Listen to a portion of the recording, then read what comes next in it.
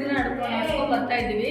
ಅದೇ ನಮ್ಮ ಸಂಘಕ್ಕೆ ಇವತ್ತು ಕೃಷಿ ಇಲಾಖೆಯಿಂದ ಬಂದಂಥ ಚೇತನ್ ಸರ್ ಮತ್ತೆ ಲೋಕೇಶ್ ಸರ್ NGO ಕಡೆಯಿಂದ ಬಂದಂತಹ ಲೋಕೇಶ್ ಸರ್ ಅವರು ಸಹ ನಮಗೆ ತುಂಬ ಉಪಯುಕ್ತವಾದ ಮಾಹಿತಿಯನ್ನು ಕೊಟ್ಟಿದ್ದಾರೆ. ಏನಂದರೆ ನಾವು ಬರೀ ದುಡ್ಡು ಕೊಟ್ಟು ತಂದು ಮಾಡಬೇಕು ಅಂತಿಲ್ಲ, ಮನೇಲಿರೋ ವಸ್ತುಗಳನ್ನ ಸಣ್ಣದಾಗಿ ವ್ಯಾಪಾರ ಇವತ್ತು ನಾವು ಸ್ಟಾರ್ಟ್ ಮಾಡಿದ್ರೆ ಯಾವತ್ತೂ ಅಷ್ಟೇ ಒಂದೇ ಸತಿ ದೊಡ್ಡ ಮಟ್ಟಕ್ಕೆ ನಾವು ಬೆಳೆಯೋಕ್ಕಾಗಲ್ಲ. ಒಂದೊಂದು ಸ್ಟೆಪ್ ಬೈ ಸ್ಟೆಪ್ ಹತ್ತಬೇಕು. ಫಸ್ಟು ಮನೆ ಮಟ್ಟಕ್ಕೆ ಮಾಡ್ಕೊಳ್ಳಿ, ಆಮೇಲೆ ಅಕ್ಕಪಕ್ಕದಕ್ಕೂ ಒಂಚೂರು ಟ್ರೈ ಮಾಡಿ, ಆಮೇಲೆ ಬರ್ತಾ ಬರ್ತಾ ಗುಂಪೆಲ್ಲ ಸೇರಿಕೊಂಡು 4-5 ಒಂದಂದ್ರೆ ಸೇರಿದ್ರೆ ಅದು ದೊಡ್ಡ ಮಟ್ಟದ ಬೆಳವಣಿಗೆ ಆಗೇ ಆಗುತ್ತೆ. ನಾವು ಅನ್ಕೊಂತೀವಿ ಮನೇಲಿ ಅಯ್ಯೋ ಆಗಲ್ಲ, ನಮ್ಮಿಂದ ನಮಗೆ ಬೆಂಬಲ ಇಲ್ಲ ಅಂತ. ಮೊದಲು ನಾವು ಮುಂದಕ್ಕೆ ಬರಬೇಕು. ಮನೇಲಿ ಕೂತ್ಕೊಂಡು ಮನೇಲಿರೋ ಬೆಂಬಲ ಕೊಡ್ತಾರೋ ಬಿಡ್ತಾರೋ, ನಾವೇ ಮುಂದಕ್ಕೆ ಬಂದಿಲ್ಲ ಯಾರು ಕೊಡ್ತಾರೆ? ಸರ್ಕಾರದಿಂದ ಸೌಲಭ್ಯಗಳು ತುಂಬ ಜನ ಇದ್ದಾರೆ, ಸೌಲಭ್ಯಗಳನ್ನ ಕೊಡೋ ಅಂತಾರೆ.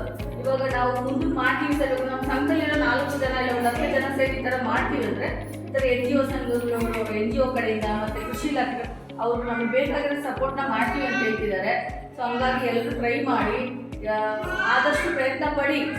ಇದು ಸ್ವಉದ್ಯೋಗ ನಮ್ಮ ಕಾಲ ಮೇಲೆ. ಅಂದರೆ ಪ್ರತಿಯೊಂದಕ್ಕೂ ನಾವು ಎಲ್ರಿಗೂ ಅವಲಂಬನೆ ಮಾಡ್ಕೊಂಡು ಇರೋಕ್ಕಾಗಲ್ಲ.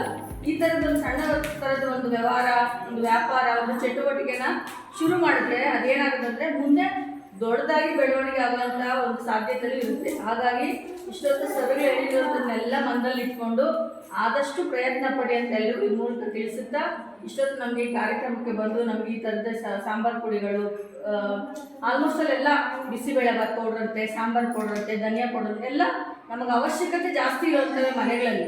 ಅವನ್ನ ಮಾಡ್ಕೊಳ್ಳೋದಕ್ಕೆ ಯಾವ ಥರ ಏನು ಅಂತ ಸ್ವಲ್ಪ ನಮಗೆ ಗೈಡನ್ನು ಕೊಟ್ಟಂತಹ, ಮಾರ್ಗಸೂಚನೆ ಕೊಟ್ಟಂತಹ ಕೃಷಿ ಇಲಾಖೆಯಿಂದ ಬಂದಂಥ ಚೇತನ್ ಸರ್ ಅವರಿಗೆ ನಿಮ್ಮೆಲ್ಲರ ಪರವಾಗಿ ಹೃತ್ಪೂರ್ವಕವಾದ ಧನ್ಯವಾದಗಳನ್ನು ತಿಳಿಸುತ್ತೇವೆ.